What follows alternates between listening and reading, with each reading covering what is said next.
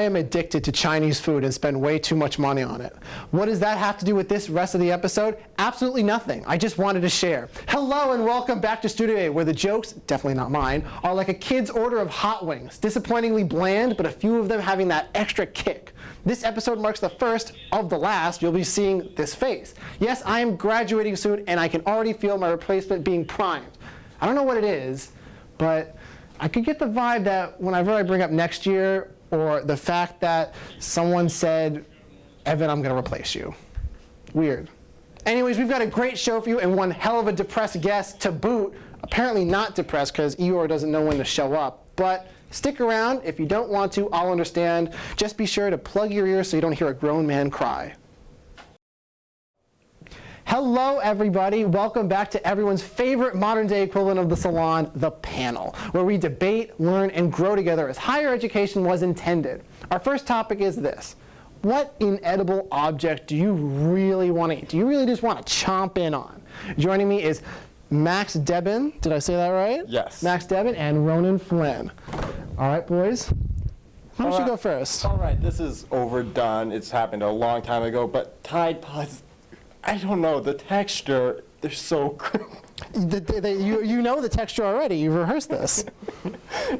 Yes, I have. Yes, you have. You have to do tests. You gotta do evidence. You need to know what you're eating to share with the people. And I can tell you, Tide Pods are not it.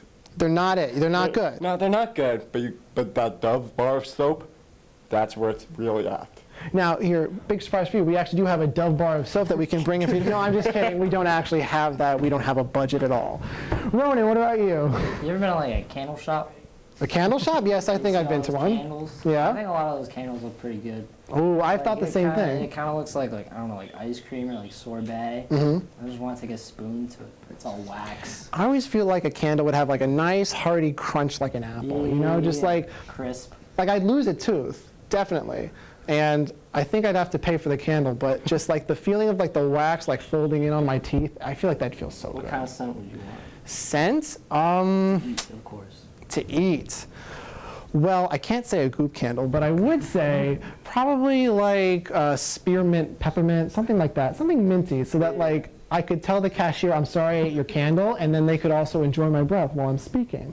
But here's the real thing we're all wondering. What does Evan want to stick in his mouth that he should not stick in his mouth? Well, I'll tell you. Wires. I think a good, like, hearty, maybe like 2 or 3 copper wires, oh man, that'll really tickle those teeth buds, if you know what I'm saying. Have you guys ever thought about eating a wire, touching a wire, putting it in your mouth at all? I've thought about it, but I don't know. Something about them just... I don't know, it seemed a bit shocking, the idea of eating. Oh, it sounds shocking. Wow, someone else is making the joke. You seem like a guy who's put a wire on his mouth. Like I've seen a lot of... I've seen a lot of like wires in my time. I've seen a lot of broken wires. I've never thought about eating one. Now, see, I'll tell you guys a little anecdote from my childhood. Imagine this. It's Christmas Day, maybe like 2-3 years ago. You're zoning out because you have ADHD and your dad just told you to set up those Christmas lights. Well, not set up because it is Christmas Day and they should be set up, but you get what I mean. Anyways, I zoned out with the wires in my mouth. I nibbled off some of that green wax. It shocked me a little bit once I realized what was in my mouth, but you know what? The shock from electricity or the actual shock that you're actually eating a wire? Well, it was more the shock of my dad saying, Evan, get those lights out of your mouth, you fucking mongrel. But I will say it was a very welcome experience, and I cherish the memories it brought me. It was very special. Yeah, I know. Yeah, I mean, lights are bright like that. It's just special like that. All right. Those are all good options. Stick around because we have more panel coming up after the break. Welcome back to another very special bi-weekly update where we bring you the news that really matters. I'm Gene. And I'm back, baby. Hey, Chris.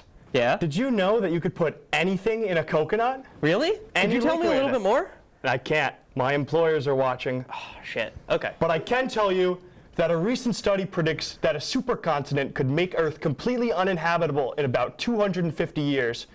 which is conveniently about how long it will take for me to give even just one singular shit that Taylor Swift and Travis Kelce might be dating.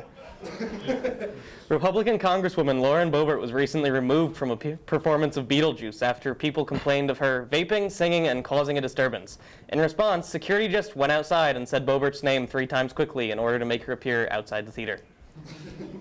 A convicted murderer escaped from Chester County Prison in Westchester, Pennsylvania. In unrelated news, I haven't heard from Brielle in 3 months. A couple is furious and demanded a refund on their plane tickets after they were sat next to a farting dog for 13 hours. Biweekly Update has since acquired a press release from MCTV President Eli Morrison. We regret to inform the public that we recently let Studio A host Evan Denome out of his house, and he has since acquired cheese. Still a credible threat, so please stay indoors. Lock your windows and have gas masks ready at all times. We will continue to keep you updated as soon as we receive new information. A Delta airline en route to Barcelona was forced to turn around after a passenger diarrheaed all over the plane. The biohazard was categorized as a medical issue, but considering that Taco Bell just dropped the new grilled cheese dipping taco, I'd argue otherwise. Recently, a vandal posted a sign on a Chicago beach telling visitors that it had become a nude beach. Let's just say it's a good thing the city took it down before anyone told old Gene over here. The Writers Guild of America finally reached an agreement with the Alliance of Motion Picture and Television Producers after almost 5 months of striking. Some of you may see this as an opportunity to prepare for Fast and Furious 13, but here in Studio A, it means we need to brainstorm a new excuse to not upload our episodes on time. A woman has been arrested after accidentally stabbing her niece instead of the dog that ate her sandwich. I couldn't believe it when I heard, but then I heard her order and thought, damn, I'd kill for one of those right now. Smithsonian Magazine reported a new study that certain species of tiny brainless Caribbean jellyfish are capable of learning things. So to all the people on Yik Yak that ask, what nights are the darties? Congratulations, you're dumber than a tiny brainless Caribbean jellyfish. The U.S. military lost an F-35 fighter jet a few weeks ago. Upon hearing the news, my mom asked if they were, quote, sure it wasn't in their room. That's all the time we have for today's episode of Biweekly Update. I'm Gene. And I'm Chris. Good night. Okay, we're back. This next question is the biggest debate that went on this summer. We here at Studio A would be remiss if we didn't beg the question, Barbie or Oppenheimer?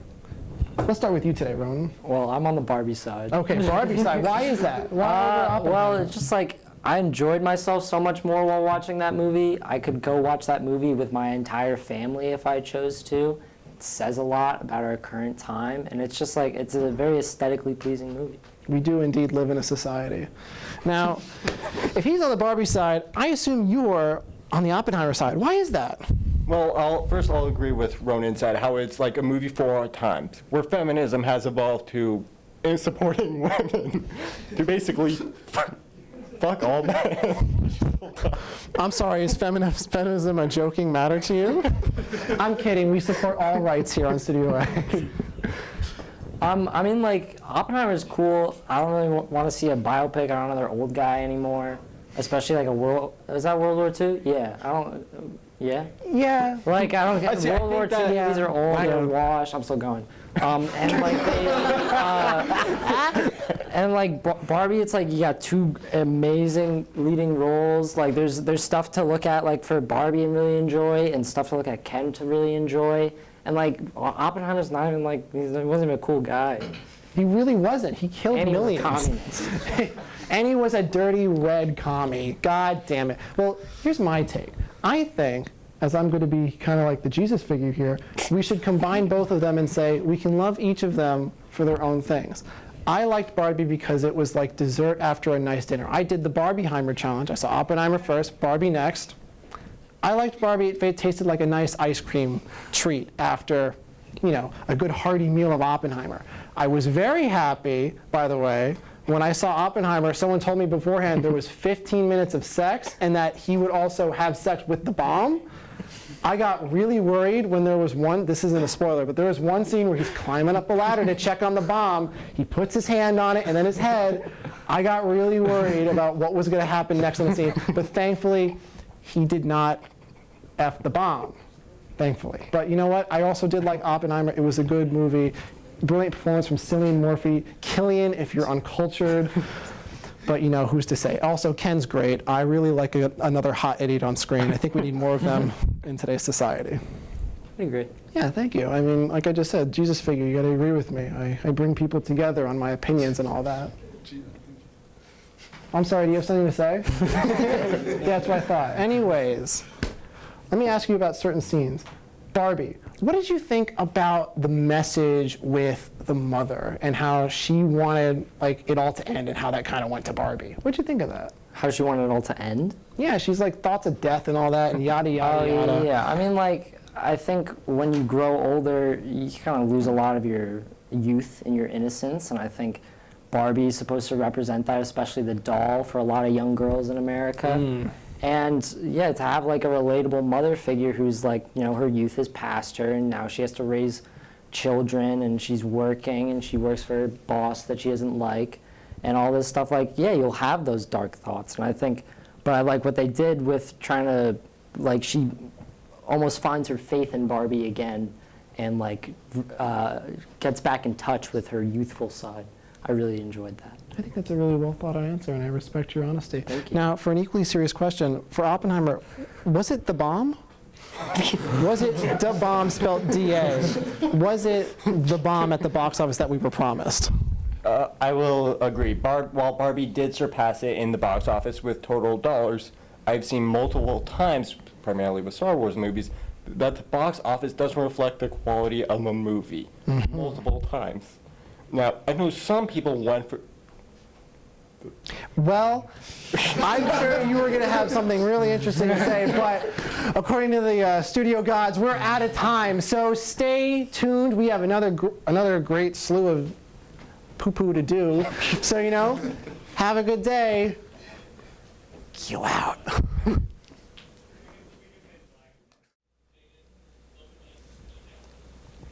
Welcome back to the interview portion of our show. Now, today we were supposed to have a magical little fellow called Eeyore come and talk to us today, but I think he got too depressed he couldn't leave his room. So instead, we managed to pull out our president of the club, Eli Morrison. Eli Morrison, everybody, let's give it up. Now, Eli, as I've heard, you cannot talk, and I think it's fair that everyone's wondering, why not? Why can't you talk? He can't talk because he was outside today and he was eating a pineapple and then a bee flew into his mouth. Long story short, he caught gonorrhea and it went up to his throat. Gonorrhea? That's pretty serious. Now, what are your measures that you're going to take to prevent the spread of gonorrhea from your filthy, filthy mouth? He's going to be wearing a COVID mask and be taking COVID-19 tests so often that you will never know if he has gonorrhea or not. Now, see, I didn't know that COVID-19 tests tested for gonorrhea as well. Now, is that a new development in technology, or has that been kind of existing? It's the same development. It's just like people learn how to use it better, and like, you know, if you add a little extra, like if you eat salt with it, it'll work. Really? Salt Yeah. with it and a test with gonorrhea? That's interesting. Now, who are these two? Why are they here? You know, why don't you go first?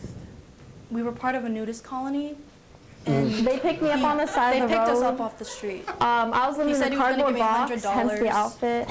for things I didn't want to do. But then he said we could do this instead, and he would like. This was a Really? better. I Yeah. took this offer over the inappropriate offer. Now, they picked you up while you were nude, and $100 was enough? Sir, you don't understand. Our conditions were rough. Personally, $100 was not enough for me. Like, I need to buy a whole new wardrobe. Really? I had no wardrobe. Yeah, Depop's too expensive. So I was struggling on the streets. Now, I see. Now, Eli, my question back to you is, why were you so keenly aware of a nudist colony in the area? You know, he just gets around a lot. He goes all over. You know, he's just going everywhere. He went on Main Street, you know. Wow, you guys have a town in this colony? Yeah, Main insane. Street. It's like the best place to be for anything. Like, no drugs, no nothing. Like, cleanest place you'll ever be. I would hope so. I don't want my thing flying around with a dirty colony around. Yeah. Now, I'm sorry. I'm still stuck on this. You picked them up in a van. These two nude people from a nudist colony. $100 came flying out of your wallet. You gave them a weird offer, and then they just came here, and now they're speaking for you. Is this at all related to the gonorrhea? It's directly related, sir. Directly. We got to know him We really also well. have gonorrhea. Oh, you also We have know him gonorrhea. really well beforehand. Oh. So It's coming into my throat. So we now, know too. I like can everything feel it. about him. Like our brains are connected. Really? So this just in, Studio exclusive. Gonorrhea connects young people to the minds of their elders. Isn't that interesting? Well, I mean, Eli, honestly, I don't know what the fuck's going on with you right now. This is kind of weird, but you know what? I respect the different energy you're bringing, but sadly, that's all the time we have for now. I would have loved to hear more about Main Street and your shared gonorrhea, but I guess we'll have to find out next time. Well, wasn't that special? We really led with our strongest foot for this season. And of course, to the thunderous, boisterous, and amazing packed house we have for our audience, who have all won the title of Never Gonna Come Back. See, I kind of said it like Rick Astley's song. I didn't really. I think I forgot to do that. But I got some musical range when I want to. So good, I only get a please stop instead of violence. We've had a great show here tonight, so until next time, stay safe, stay hydrated, and stay safe. Bye-bye. But before we go, I do have a question to leave you all with. Do you think John Hamm is kosher? Think on that. Bye-bye.